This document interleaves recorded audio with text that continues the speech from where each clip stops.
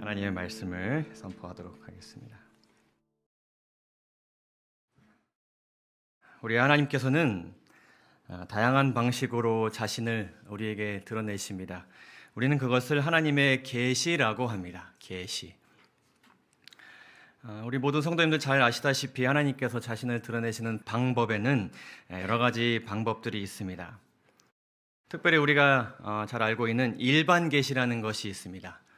아주 뚜렷하고 명확하진 않지만 하나님의 품성과 사랑에 대해서 알 수 있는, 우리가 일반적으로 우리의 일상생활 속에서 발견할 수 있는 하나님의 계시가 있습니다.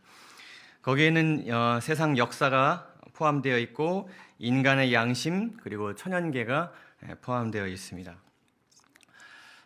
그런데 이것으로는 우리가 하나님에 대해서 깊이 알기가 부족하여서 하나님께서 우리에게 어떤 계시를 주셨죠? 특별한 계시를 주셨습니다. 그것은 성경과 성경 자체이시고 이 땅을 창조하신 예수 그리스도이십니다. 우리가 계속해서 교과를 통하여서 이 특별 계시, 특별히 이 성경에 대한 중요성, 진리를 말씀 속에서 발견하는 것에 대한 중요성을 계속해서 우리 마음 가운데 새기고 있습니다. 그러나 이것이 가장 중요한 것이지만 그럼에도 불구하고 일반 계시 또한 우리에게 참 중요한 것입니다. 왜냐하면 그것 또한 하나님을 드러내기 때문입니다. 사실 오늘 이 장소가 아니라 아름다운 천연계 속에서 제가 이 말씀을 선포해야 했었기 때문에 오늘은 특별히 일반 계시 중에서 이 천연계에 대한 말씀을 좀 드리고자 합니다. 시편 19편 1절에서 4절에 있는 말씀을 제가 읽도록 하겠습니다. 이것은 바른 성경이라는 번역본에 기록된 말씀입니다. 천연계에 대해서 하나님께서 이렇게 말씀하였습니다. 하늘은 하나님의 영광을 선포하고 궁창은 그분의 손으로 하신 일을 나타낸다. 낮은 낮에게 말하고 밤은 밤에게 지식을 전하니 언어가 없고 말이 없으며 그들의 음성이 들리지 않으나 그 소리가 온 땅에 퍼지고 그 말씀이 세상 끝까지 이른다. 이 천연계가 하나님을 증거하는 방식입니다. 언어가 없고 말이 없고 정확한 지식에 대해서 우리에게 일러주는 음성은 없으나 그 소리가 하나님의 영광을 선포하고 그분의 손으로 하신 일을 선포하는 그 소리가 온 땅에 퍼진다고 이렇게 말씀하고 계십니다. 그래서 이 영감의 글에서는 이 천연계를 이렇게 표현하였습니다. 어떤 설교자들이요? 조용한 설교자들. 말을 하지는 않지만 하나님에 대해서 선포하는 어떤 설교자들이요? 조용한 설교자들이요. 사람들이 만일 주의를 기울여 듣는 청중이 되기만 하면, 우리가 듣고자 하기만 한다면 이 조용한 설교자들은 사람들에게 그들의 교훈을 가르칠 것이다. 그래서 오늘 이 시간 천연계를 통해서 우리가 무엇을 배움받을 수 있는지에 대해서 살펴보도록 하겠습니다. 시작하기 전에 제가 야외배 설교를 맡았을 때마다 했던 것이 있습니다.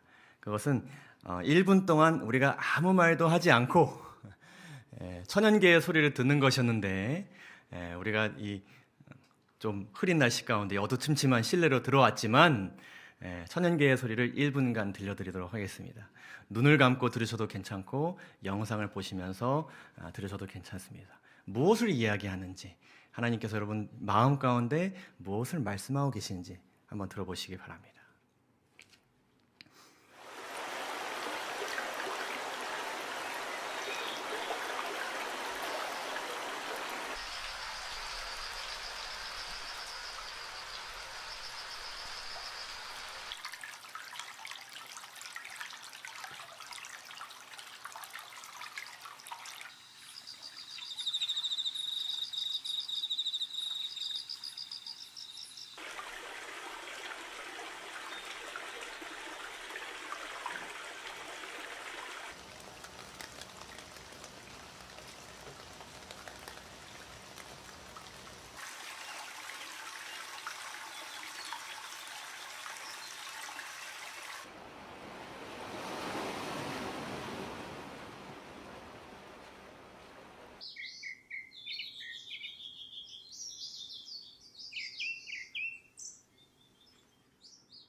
네, 여기까지입니다.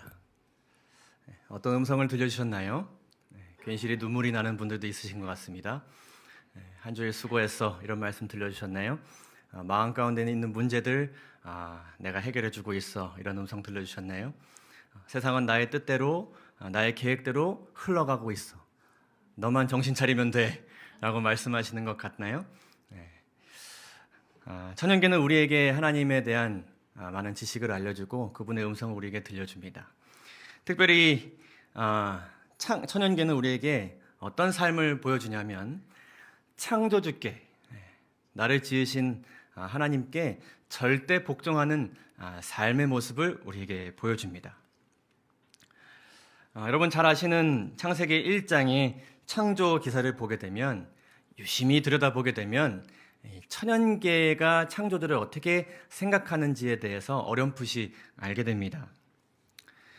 이러한 선포를 통해서 세상 역사가 시작되었다는 것 우리가 잘 알고 있습니다. 태초에 하나님이 천지를 창조하시니라. 땅이 혼돈하고 공허하며 흑암이 깊음 위에 있고 하나님의 영은 수면 위에 운행하시니라.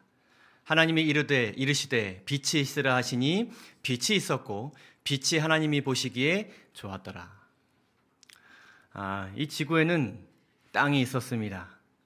어떻게 보면 버려져 있었고 황폐해져 있었던 땅이 있었습니다. 그 땅에 하나님께서 빛을 허락하셔서 그 땅의 모습이 환히 드러나게 해주셨습니다. 그리고 며칠이 흘러 하나님께서는 이 땅에게 특별한 명령을 내리셨습니다. 하나님이 이르시되 땅은 풀과 씨 맺는 채소와 각기 종류대로 씨 가진 열매 맺는 나무를 내라 하시니 그대로 되어 땅이 풀과 각기 종류대로 씨 맺는 채소와 각기 종류대로 씨 가진 열매 맺는 나무를 내니 하나님이 보시기에 좋았더라. 하나님께서는 이 모든 만물을 그분의 말씀으로 창조하셨습니다. 그런데 하나님께서는 그분이 스스로 모든 것을 다 하실 수 있으셨지만 땅에게 그분의 말씀으로 명령을 내리시면서 이 세상을 창조해 나가셨습니다. 이어서 보시겠습니다. 하나님이 이르시되 물들은 생물을 번성하게 하라. 땅 위에 하늘에 궁창에는 새가 나르라 하시고 하나님이 큰 바다 짐승들과 물에서 번성하여 움직이는 모든 생물을 그 종류대로 날개 있는 모든 새를 그 종류대로 창조하시니 하나님이 보시기에 좋았더라. 그 모든 만물은 하나님께서 창조하신 것입니다. 땅에 어떤 능력이 있어서 지성과 이성이 있어서 그 모든 생물들을 낸 것은 아닙니다. 그러나 그 창조의 과정이 하나님의 명령과 하나님께서 창조하시는 능력과 더불어서 이 땅에 그리고 피조물들의 순종으로 이루어지는 것으로 이 창조 과정이 묘사되어 있습니다. 이어서 이렇게 기록합니다. 하나님이 그들에게 복을 주시며 이르시되 생육하고 번성하여 여러 바닷물에 충만하라. 새들도 땅에 번성하라 하시니라. 하나님이 이르시되 땅은 생물을 그 종류대로 내되 가축과 기는 것과 땅의 짐승을 종류대로 내라 하시니 그대로 되니라. 하나님이 땅의 짐승을 그 종류대로 가축을 그 종류대로 땅에 기는 모든 것을 그 종류대로 만드시니. 명령하셨지만 만드신 건 하나님이십니다. 그러나 거기에는 창조주에 대한 피조물들의 복종이 담겨져 있었습니다. 이러한 창조 기사에 이어서 성경에는 하나님의 말씀, 창조주의 말씀에 순종하는 피조물들의 모습들이 담겨져 있습니다. 시편 148편을 보게 되면 이렇게 기록합니다. 불과 우박과 눈과 안개와 광풍인데 어떤 광풍이요? 그의 말씀을 따르는 광풍이며 산들과 모든 작은 산과 과수와 모든 백향목이며 짐승과 모든 가축과 기는 것과 나는 새며 그리고 모든 하나님께서 창조하신 인간들이 여호와의 이름을 찬양할지어다 이렇게 기록합니다. 창조주를 찬양해야 될 대상들은 모든 피조물들을 포함하고 있고 모든 피조물들 중에서 천연계 또한 하나님을 찬양하고 그분의 이름을 홀로 높이며 그의 영광이 땅과 하늘 위에 뛰어나심을 인정하고 살아가고 있습니다. 욥기서에도 이렇게 기록합니다. 그가 하나님께서 습기로 빽빽한 구름 위에 실으시고 번개빛의 구름을 널리 펴신즉 구름이 하나님께서 어떻게 하시는 대로 인도하시는 대로 두루 행하니 이는 무릇 그의 명하신 것을 세계상에 이루려 함이라. 구름이 하나님께서 명령하신 대로 어떤 목적을 가지고 어떤 사명을 이루는 것으로 말씀하고 계십니다. 그러니까 피조물들에게도 뭐가 있어요? 하나님께로부터 부여받은 명령과 사명이 있어요.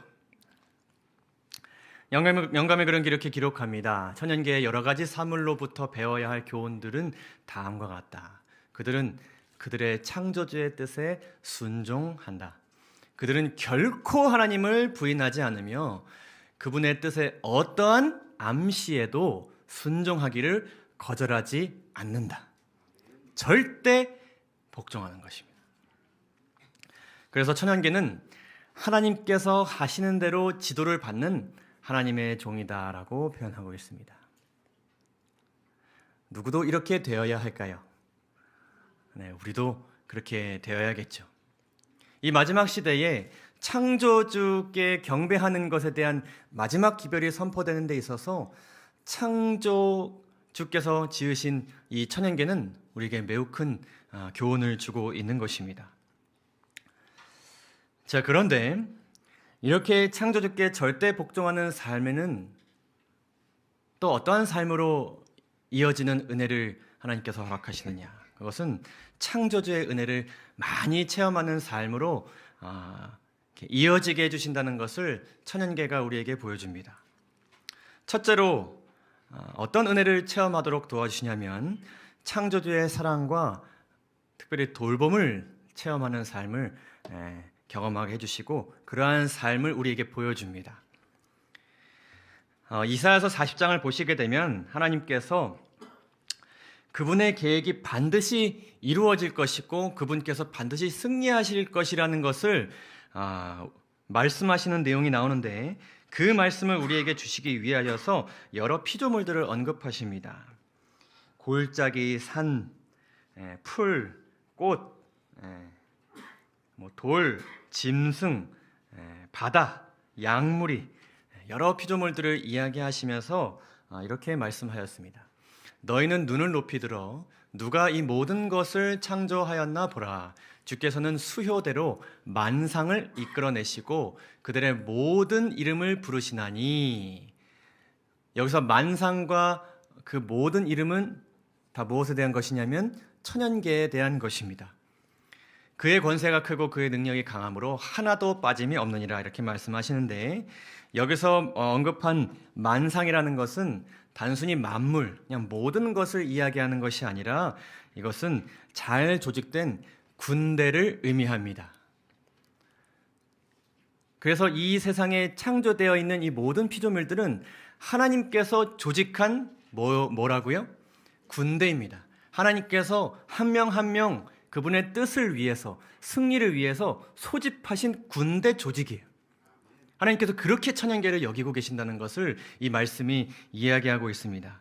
그래서 원어 직역 성경을 보게 되면 이렇게 기록해요. 그들의 군대를 수대로 나오게 하시며 그들 모두의 이름, 모든 풀과 동식물과 생명 있는 그 모든 것들의 이름을 하나도 빠뜨리지 않으시고 큰 능력과 강한 힘으로 군대로서 부르시는 겁니다. 그러니까 하나님의 군대가 승리를 향해서 예수님을 선봉으로 앞에 세우고 전진해 나가는 데 있어서 누구도 동행하는 거예요? 천연계도 같이 동행하는 것입니다. 이렇게 하나님께서는 천연계를 정말 깊이 들여다보시고 귀중하게 여기고 계신다. 자, 마태복음 6장을 보게 되면 예수님께서 특별한 교훈을 사람들에게 주셨습니다. 주기도문도 얘기하시고 또 하늘에 쌓는 보화에 대해서도 이야기하시면서 핵심적으로 어떤 교훈을 주셨냐면 한 사람이 두 주인을 섬길 수 없다. 이 얘기를 하셨습니다. 혹 이를 미워하고 저를 사랑하거나 혹 이를 중히 여기고 저를 경히 여김이라. 그러니까 두 주인을 동시에 사랑하거나 동시에 중히 여길 수 없다는 것을 이야기합니다. 근데 누가 자꾸 두 주인을 섬기려 그래요? 인간이 두 주인을 섬기려고 하고 섬기고 있어요. 근데 두 주인을 섬기는 삶의 형태에 대해서 예수님께서 뭐라고 말씀하시냐면 그거는 목숨을 위하여 무엇을 먹을까? 무엇을 마실까? 몸을 위하여 무엇을 입을까?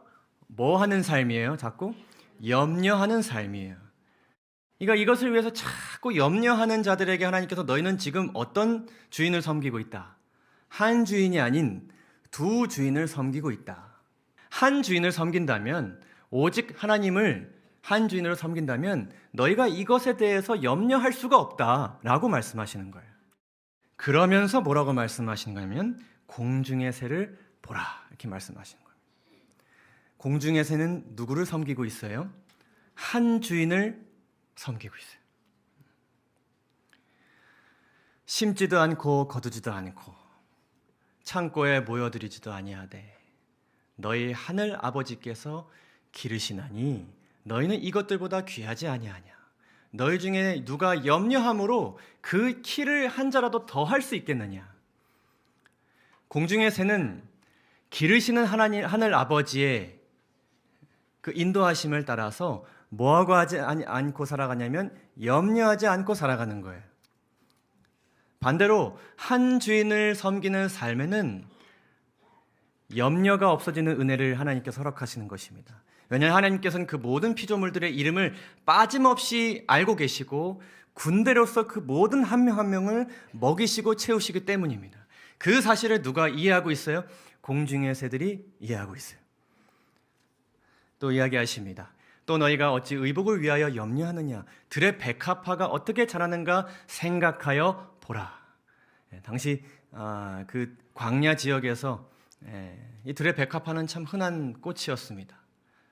그냥 늘 저 자리에 있겠거니 생각하고 살아온 그런 뭐 이웃 같은 친구 같은 그런 피조물이었습니다.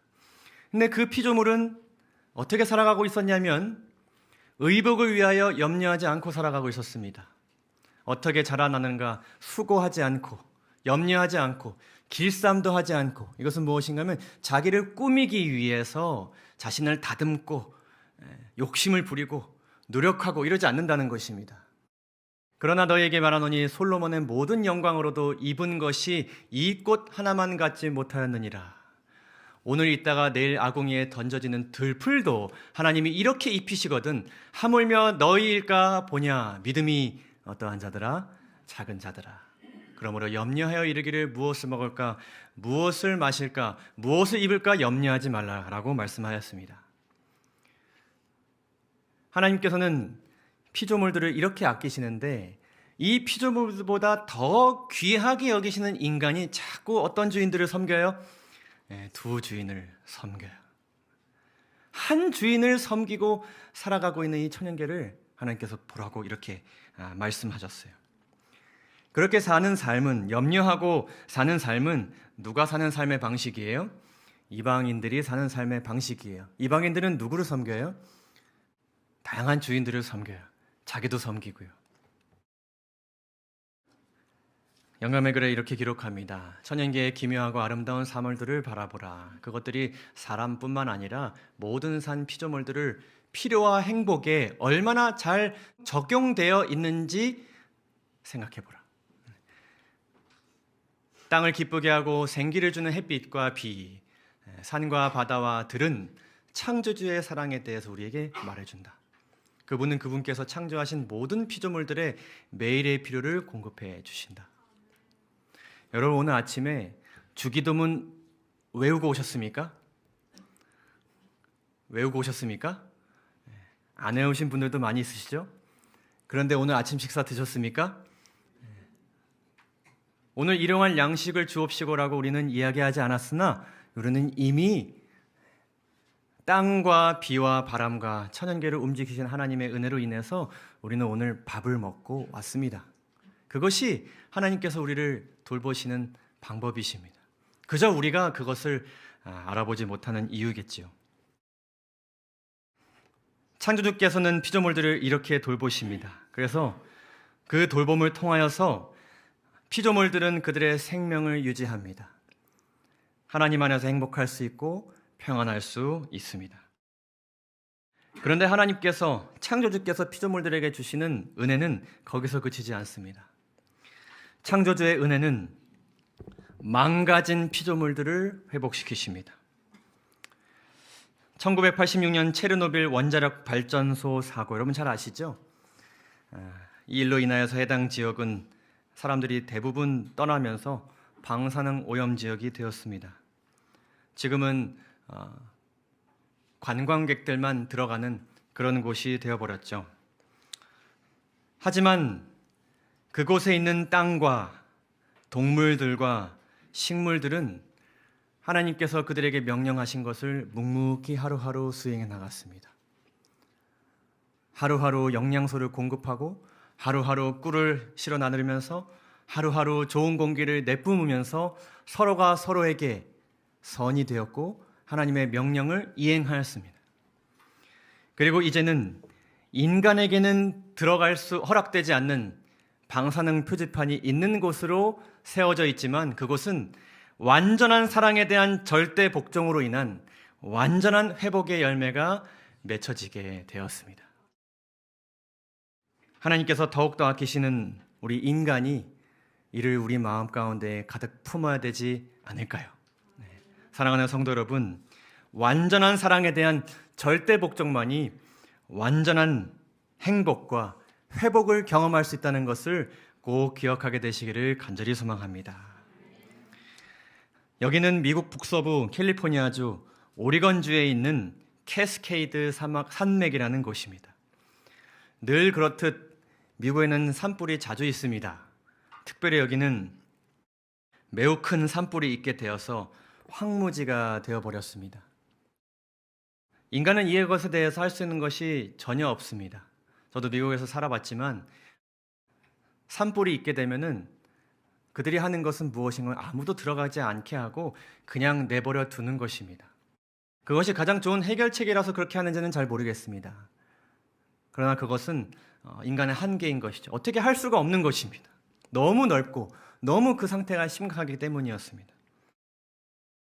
이 캐스케이드 산맥 또한 산불로 인하여서 그것이 인재였든 자연재해였든 산불로 인하여서 모든 나무가 타버리고 동식물들이 죽게 되었습니다. 그러나 놀라운 일들이 일어나게 되었습니다. 겨울이 되었고 이곳에 눈이 내리게 되었습니다. 겨울이기 때문에 눈이 내린 것이었지만 이 눈은 토양을 안정화시켰고 눈 아래 그 공기를 따뜻하게 만들어 주어서 식물이 서식할 수 있는 환경을 제공하였습니다. 그리고 나무가 내뿜는 탄소들이 땅에로 전달되지 않도록 눈은 보호막의 역할을 하였습니다.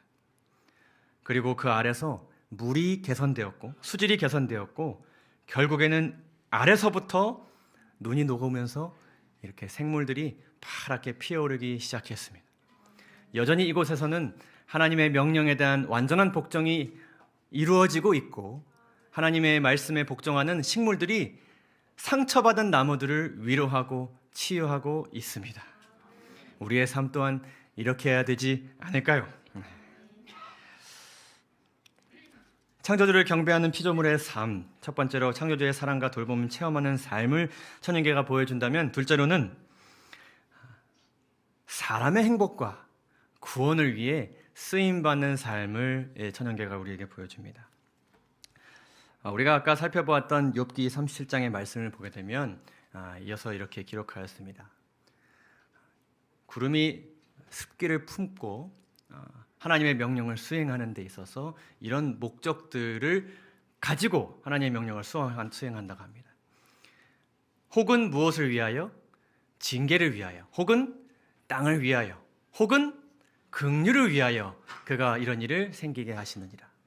그러니까 하나님께서 이 구름으로 하여금 징계를 위해 쓰임받도록 하시기도 하고 땅을 위해서 그 피조물 그 스스로를 위해서 쓰임받도록 하시기도 하시고 또 무엇을 위하여? 긍휼을 위하여 또 쓰임받게 하신다라고 기록하고 있는 것이죠.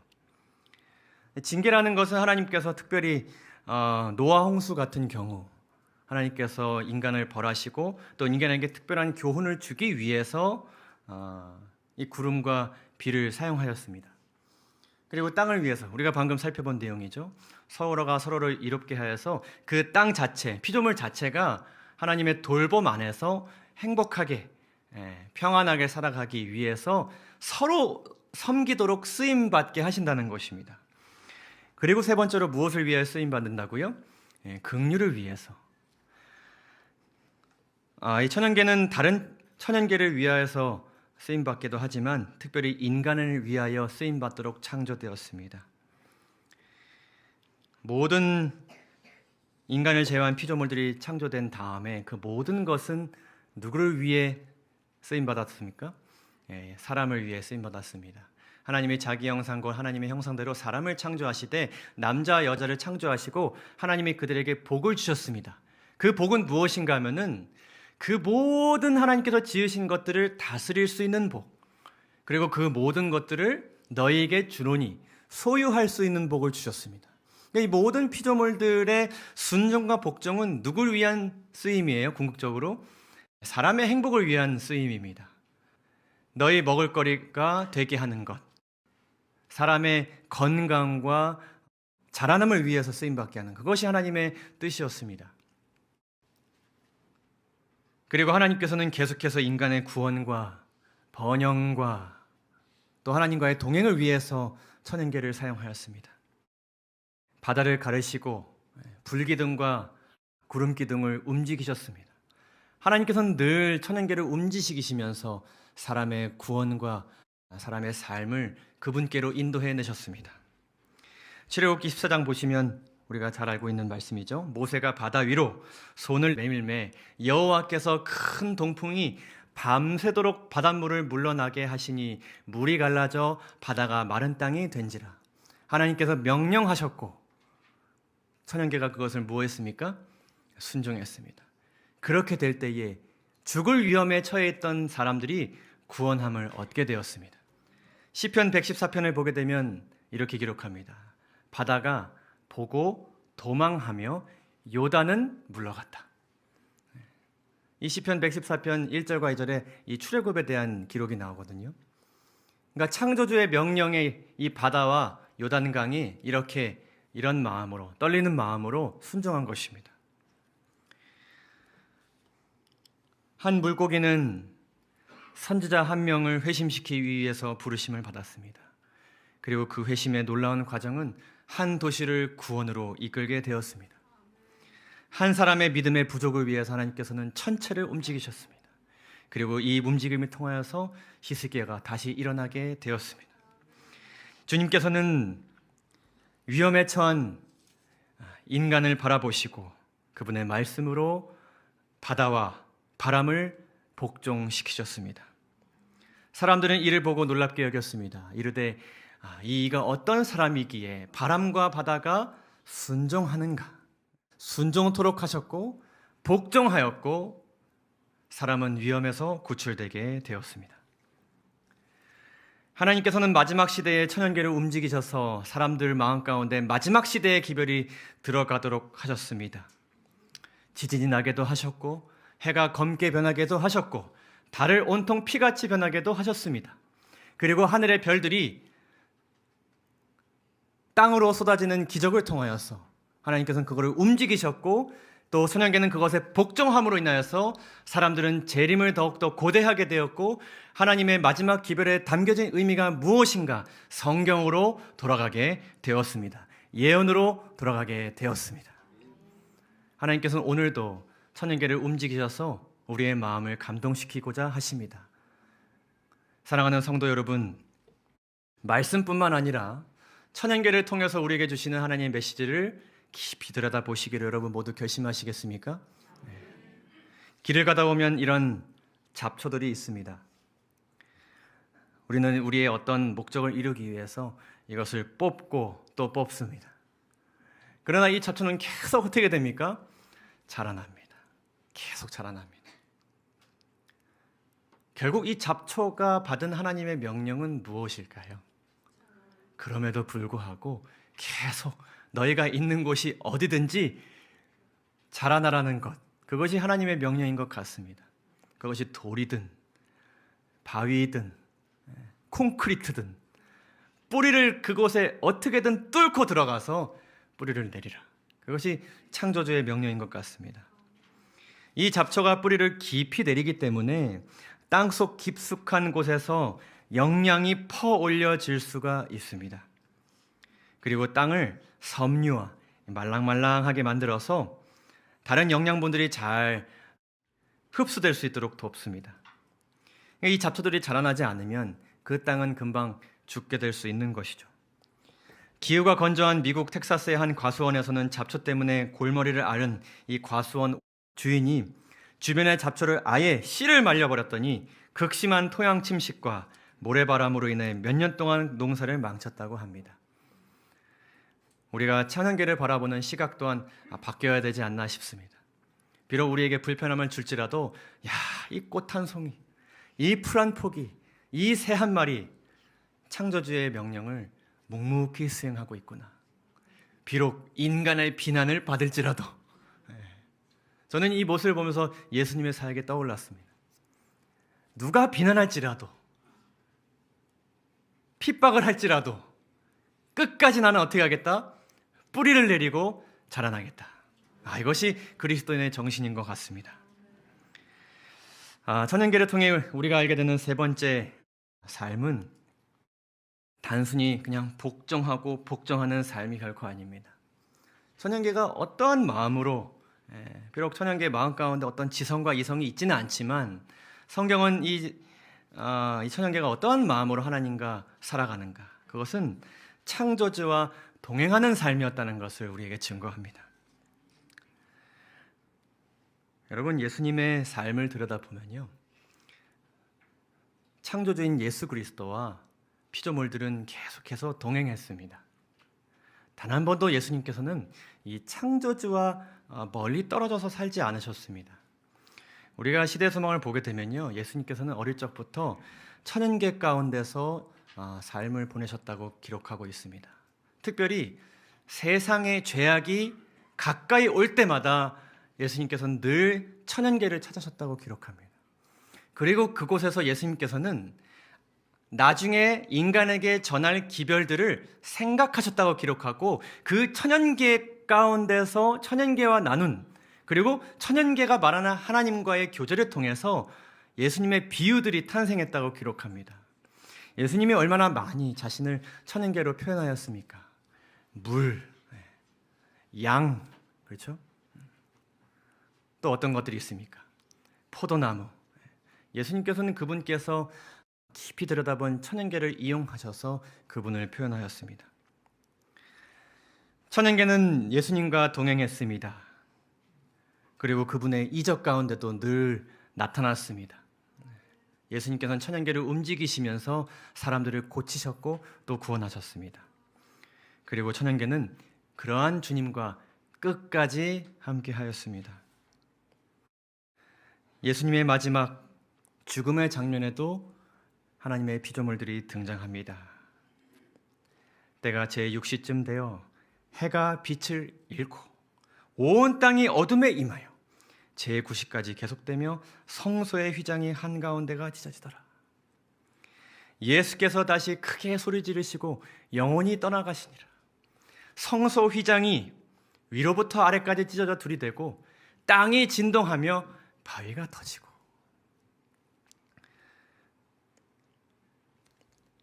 시대소망의 기록을 보게 되면 이렇게 기록합니다. 대제사장들과 장로들은 하나님의 사랑하는 아들이 고뇌할 때에 그분을 조롱하였다. 그러나 생기 없는 천연계는 오히려 피 흘리며 죽어가는 창조주와 함께 뭐 했다고요? 신음하였다. 끝까지 천연계는 그분의 아픔과 함께 했습니다. 땅은 흔들렸다. 태양은 그 광경을 보지 않으려고 빛을 내지 않았고 하늘은 구름으로 덮였다. 사랑하는 성도 여러분, 우리 모두가 이렇게 주님과 동행해야 되지 않겠습니까? 그 마지막 순간, 하나님께서 가장 아끼시는 인간이 모두 떠나갔을 때 천연계는 그분과 함께했고 그분의 아픔과 함께하였습니다. 세상 모든 사람들이 주님을 조롱하고 하나님을 믿는 사람들을 핍박할 때 우리가 그것을 보고 아파하시는 주님의 고통에 참여해야 되지 않을까요?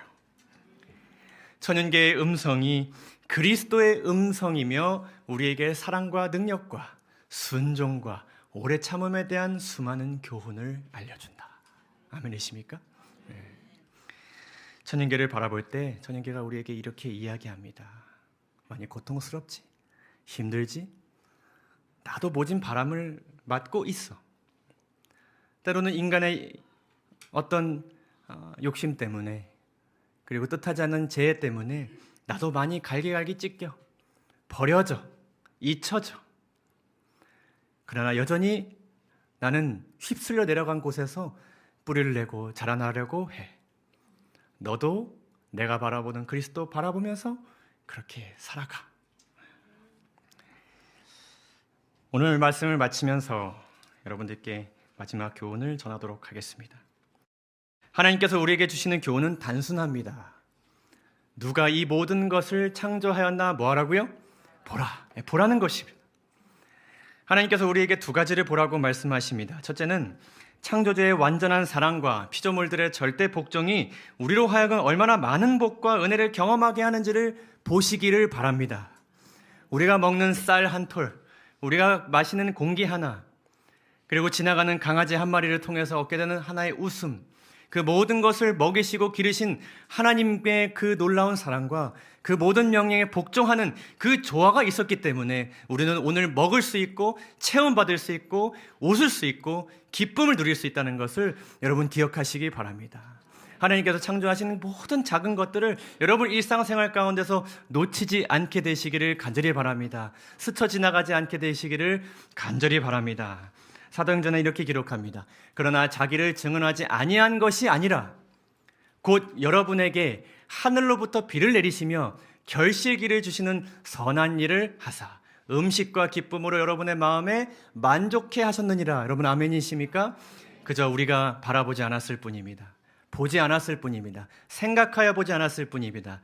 주님은 태초로부터 우리를 천연계를 통해 채워주고 계십니다.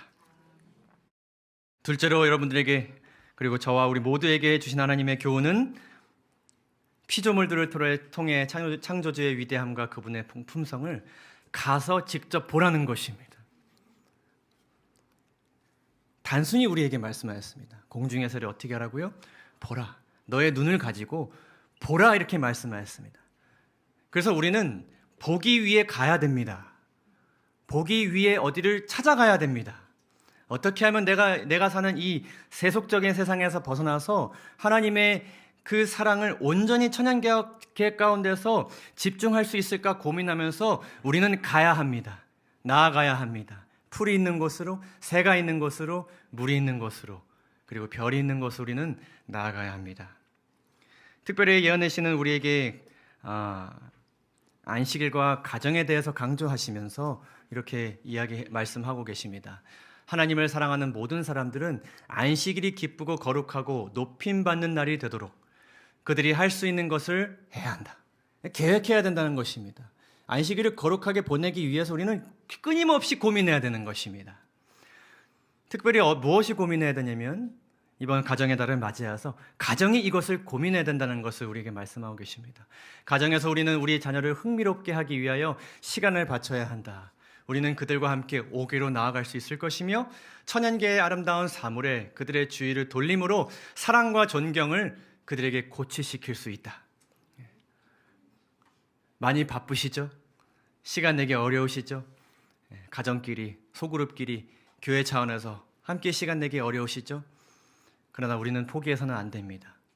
가서 보기 위해서 계획하시기 바랍니다. 투자하시기 바랍니다. 우리가 가지고 있는 물질과 시간과 에너지를 들여서 공중의 새를 보러 가시기 바랍니다. 마지막으로 이 말씀을 읽고 마치도록 하겠습니다. 하나님께서 우리에게 주신 마지막 이 시대의 기별입니다. 그가 큰 음성으로 이르되 하나님을 두려워하며 그에게 영광을 돌리라. 이는 그의 심판의 시간이 이르렀음이니 하늘과 땅과 바다와 물들의 근원을 만드신 이를 경배하라 하더라. 하늘과 땅과 바다와 물들은 지구 역사 가운데서 늘 근원을 만드신 이를 경배하고 살아왔습니다. 그 경배의 길에 우리 모두 하나님께서 가장 귀히 여기시는 우리 모두가 끝까지 예수 그리스도께서 다시 오시는 그날까지 천연계와 더불어 하나님 안에서 동행하기를 간절히 바라면서 오늘 말씀을 마치도록 하겠습니다. 감사합니다.